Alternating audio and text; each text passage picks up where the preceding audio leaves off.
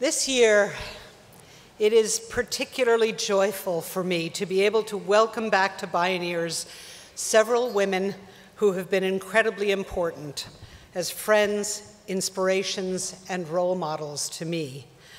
Among them, none has been more influential in inspiring my life's journey than Terry Tempest Williams. Yeah. Terry is a naturalist, author, educator, artist, and activist. She's one of the greatest engaged nature writers in the lineage of John Muir, Aldo Leopold, Rachel Carson, Gary Snyder, Barry Lopez, Mary Oliver, and Thoreau. But her body of work, which includes over a dozen extraordinary books, transcends any pigeonholes. Her latest book of essays, which is just out, called Erosion, meets us exactly at the nexus of this moment. Terry is, in fact, one of the greatest writers, period, with the countless literary awards she has received, and they're testament to that. Coming from a culture that's encouraged us to specialize, to confine our purview and interests in one direction, Terry's writing has inspired me to slough off that conditioning and to instead embrace all my curiosities and passions. The unfettered wildness of her mind and heart have modeled for me a kind of systems thinking that wraps her arms around the whole caboodle, linking the inner experience with the outer worlds while exploring the connections among art, ecology, women, politics, social healing, indigeneity, democracy, wildlands, family, and faith. She's long been a passionate advocate and activist for peace, indigenous rights, environmental and social justice, women's health and freedom of speech, and one of the most ardent defenders of wildlands, especially the transcendently beautiful Red Rock Canyon country of her home state of Utah. She is a woman who contains many seeming paradoxes, someone who gracefully reconciles her family's deep ancestral roots in the earliest days of Utah's Church of Latter-day Saints with a thoroughly modern, exquisitely refined, sophisticated sensibility of the sacred. Someone who can testify passionately but politely before Congress one day, but get arrested in an act of principled civil disobedience on the next. She is a naturalist, scholar, and beloved professor, but also a wanderer, a sublime poet, an artist, and a desert mystic. Through it all, Terry has taught me how to transcend apparent polarities, that by linking paradoxes, we can help to define healthy whole systems to regenerate life itself. She's taught me how to dance with duality to reclaim wholeness. With all that she is, I must admit that she has had the greatest impact on me in how she is as a person herself. Her embodied essence, her purposeful presence, her radiant authenticity, and the unshakable dignity, humility, and nobility of soul that emanates from the core of her being. We all know we're living in incredibly challenging times with the integrity of the entire biosphere and the survival of us and all our kindred species and our democracy hanging in the balance. There's never been a time in which we need to hear and read voices who can show us how to see and feel the truth without turning away, acknowledge our pain while embracing life with love, and resist wrongs with every fiber of our being, but never lose our humanity and compassion in the struggle. Please welcome one of my greatest sheroes and beloved friends, Terry Tempest Williams. It is a privilege and humble joy to join you today in the name of all that binds us together in this beautiful, broken world. And to the Miwok people, thank you. Deep, deep gratitudes. Erosion, evolution. We are eroding and evolving at once. All souls come here to rub the sharp edges off each other. This isn't suffering, it's erosion. Chuck Palahniuk.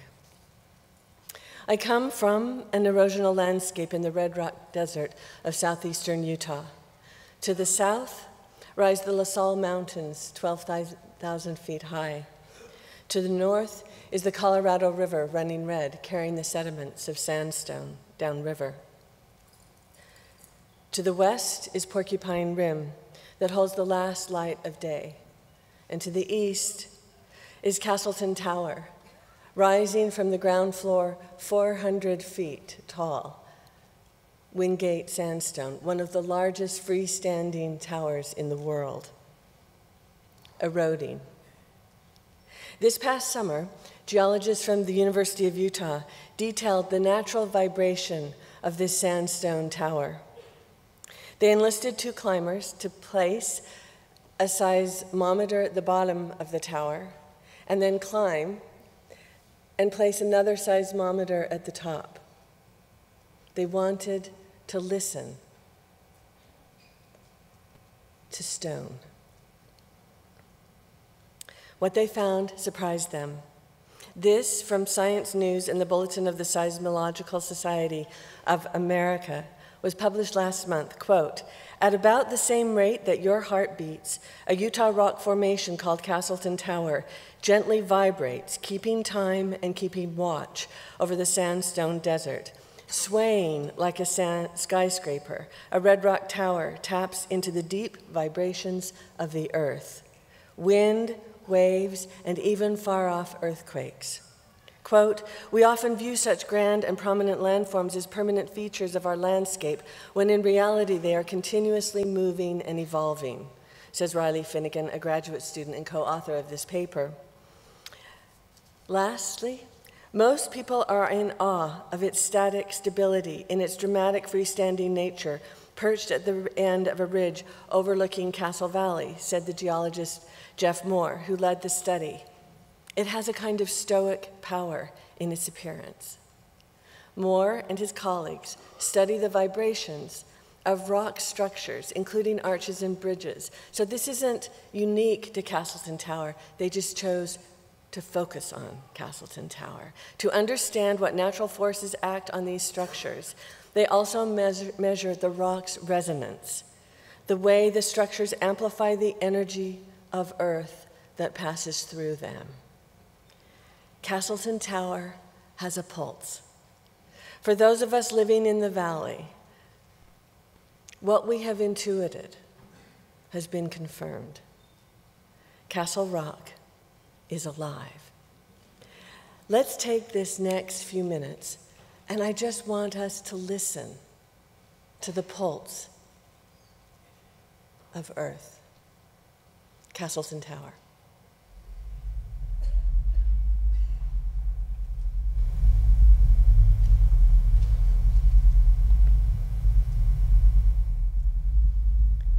The earth has a pulse, as do we. No separation.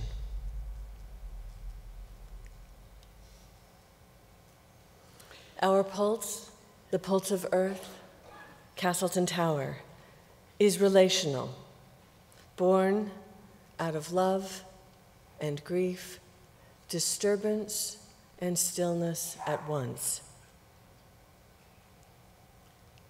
There are no beautiful surfaces without a terrible depth. Nietzsche. To commit to a place is to commit to the shadow side of our own home ground. Sometimes we see it, sometimes we don't. But when we do, we must speak. On December 28, 2016, Barack Obama established Bears Ears National Monument, protecting 1.3 million acres of fragile desert lands. He heard the voices of the Diné, the Navajo, the Hopi, the Ute Mountain Ute, the Ouray Ute, and Zuni nations. He heard them. These lands are sacred, where their prayers are spoken, where their ancestors are buried, where their ceremonies are performed. It was a handshake across history, a renewal, a commitment of trust. Less than a year later, Donald Trump, by executive order, eviscerated Bears Ears National Monument by 85% and cut Grand Staircase Escalante National Monument in half. Those protected lands, sacred lands, are now open for business, to oil and gas development, to coal mining, to uranium mining, a boon to the fossil fuel industry in the midst of the climate crisis. This is my home. What is beauty if not stillness? What is stillness if not sight? What is sight if not an awakening? What is an awakening if not now? The American landscape is under assault by an administration that cares only about themselves. Working behind closed doors, they are strategically undermining environmental protections that have been in place for decades, and they are getting away with it. In practices of secrecy, in deeds of greed, in acts of violence that are causing pain. Like many, I have compartmentalized my state of mind in order to survive. Like most, I have also compartmentalized my state of Utah. It is a violence hidden that we all share. This is the fallout that has entered our bodies, nuclear bombs tested in the desert. Boom. These are the uranium tailings left on the edges of our towns where children play. Boom. The war games played and nerve gas stored in the West Desert. Boom. These are the oil and gas lines, frac lines, from Vernal to Bonanza in the Uinta Basin. Boom. This is Aneth and Montezuma Creek, the oil patches on Indian lands. Boom. Gut Bears Ears. Boom. Cut Grand Staircase Escalante in half. Boom. And every other wild place that is easier for me to defend than my own people and species. Boom. The coal and copper mines I watched expand as a child. Huntington and Kennecott. Boom. The oil refineries that foul the air and blacken our lungs. In Salt Lake City, our children's lungs, boom. And the latest scar on the landscape, the tar sands mine in the Book Cliffs, closed, now hidden simply by its remoteness, boom. At the Cisco Desert, where trains stop to settle the radioactive waste they carry onto Blanding, boom. Move the uranium tailings from Moab to Crescent Junction, then bury it still hot in the alkaline desert. Out of sight, out of mind, boom. See the traces of human indignities on the sands near Topaz Mountain left by the Japanese internment camps, boom. President Donald J. Trump can try to eviscerate Bears Ears and Grand Staircase Escalante monuments with his pen and poisonous policies. He will stand tall with other white men who for generations have exhumed, looted, and profited from the graves of ancient ones. They will tell you Bears Ears belongs to them. Boom. Consider Senator Orrin Hatch's words regarding the Bears Ears Intertribal Coalition support of the Bears Ears National Monument. The Indians, he says, they don't fully understand a lot of things that they are currently taking for granted on these lands. They won't be able to do it if it's made clearly into a monument, unquote. And when he was asked to give examples, the senator said, just take my word for it. Boom. This is a story, a patronizing story, a condescending story. I see my politicians and frontier Mormons discounting the tribes once again, calling them Lamanites, the rebellious ones against God, dark-skinned and cursed. That is their story. Racism is a story. The Book of Mormon is a story. Boom. Perhaps our greatest trauma, living in the state of Utah, is the religiosity of the Mormon patriarchy that says you have no authority to speak. Women, Indians, black people, brown people, gay people, trans people, it is only the chosen ones who hold the priesthood over us and counsel us that their only way to heaven is through them. Boom. All my life, I was told I could not speak, that I had no voice, no power except through my father or my husband or my bishop or the general authorities, and then there was the prophet. Boom. I refused to perpetuate this lie, this myth, this abuse called silence. If birds had a voice, so did I. I would tell a different story, one of beauty and abundance and what it means to be alive. Environmental racism is the outcome of bad stories, a byproduct of poverty. In Utah, yellow cake has dusted the lips of Navajo uranium workers for decades who are now sick or dead. Boom. There is no running water in Westwater, a reservation town adjacent to Blanding. Local municipalities refuse to provide Navajo families with a basic right, a human right. Boom. But we are not prejudiced. Boom. If you speak of these cruelties, we, as Mormons, I am a Mormon, are seen as having betrayed our roots and our people. These are my people. Boom. This is who I am. Boom. A white woman of privilege, born of the covenant. I am not on the outside, I am on the inside. Boom. It is time to look in the mirror and reflect on the histories that are mine, that are ours. Boom. We are being told a treacherous story that says it is an individual's right, our hallowed state's right, our nation's right to destroy what is common to us all. The earth has a pulse. We have a pulse, no separation. The land beneath our feet, the water we drink, the air that we bring, gifts. Breathe. Our bodies and the body of the state of Utah are being violated. Our eyes are closed, our mouths are sealed. We refuse to see or say what we know to be true. Utah, this nation, is a beautiful violence. Boom. Do we dare to see ourselves for what we are, broken and beautiful? Do we dare to see Utah for what it is, an elegant, toxic landscape where the power of oppression rules by repression, our proving grounds of fear? What are we afraid of? Exposure. Boom. Our denial is our collusion. Our silence is our death. The climate is changing. We have a right and responsibility to protect each other. Resistance and insistence before the law. We are slowly dying. We are ignoring the evidence. Awareness is our prayer. Engagement is our prayer. Beauty will prevail. Native people are showing us the way. It is time to heal these lands and each other by what? By calling them sacred. May wingbeats of raven cross over us in ceremony. May we recognize our need of a collective blessing by earth. May we ask forgiveness for our wounding of land and spirit. And may our right relationship to life be restored as we work together toward a survival shared. A story is awakening. Many stories are awakening. We are part of something so much larger than ourselves, an interconnected whole that stretches upward to the stars.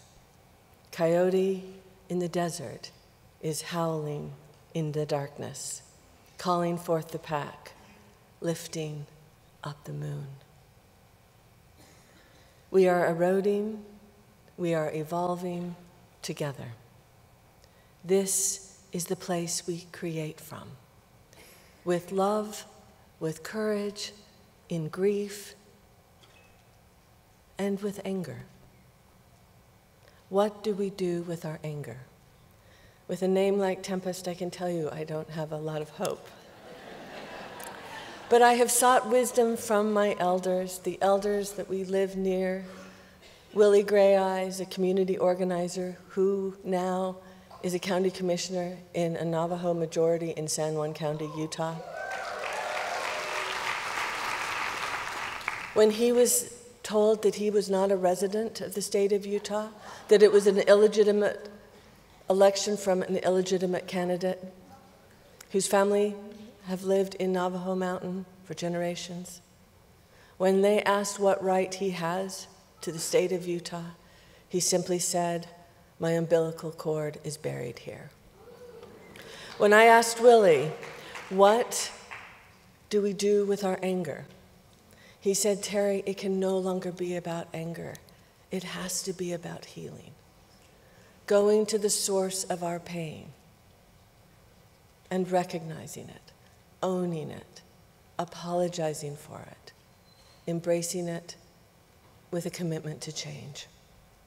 And when I asked Jonah Yellowman, a medicine person among the Dene, what he was seeing, he said, Terry, we have to go deeper. And so I ask us today, together, what does that look like for each of us? Each of us in our own places, with our own gifts, in the places we call home. And Evangie Gray, a medicine woman who's been fighting for water rights for her people in San Juan County for 30 years, still no water. She says, to dwell is to see things as they are, and then you stay and fight for those things that you see for your community. It is a privilege, she said. We are eroding and evolving at once. Perhaps Jonah's call to go deeper is a call to acknowledge the power that resides in the earth itself, the organic intelligence inherent in deserts and forests, rivers and oceans, and all manner of species beyond our own, even within our own bodies. We cannot create wild nature, we can only destroy it, and in the end, in breathtaking acts of repentance and renewal, try to restore what we have thoughtlessly removed at our own expense, be it wolves in the Yellowstone or willow flycatchers along the Colorado River. We are eroding and evolving at once. How do we find the strength to not look away at all that is breaking our hearts? Hands on the earth, we remember where the source of our authentic power comes from. We have to go deeper. What has been weathered and whittled away is as beautiful as what remains. Erosion, essence. We are eroding and evolving at once. Shinran, the 14th century Buddhist poet, said, "This happened. Now something else can occur." We need not lose hope. We just need to locate where it dwells. To dwell is to see things as they are, and then you stay and fight for the things you love in your own community. Castleton Tower has a pulse. We have a pulse. The pulse of the planet is in our hands. Engagement is a prayer. Boom.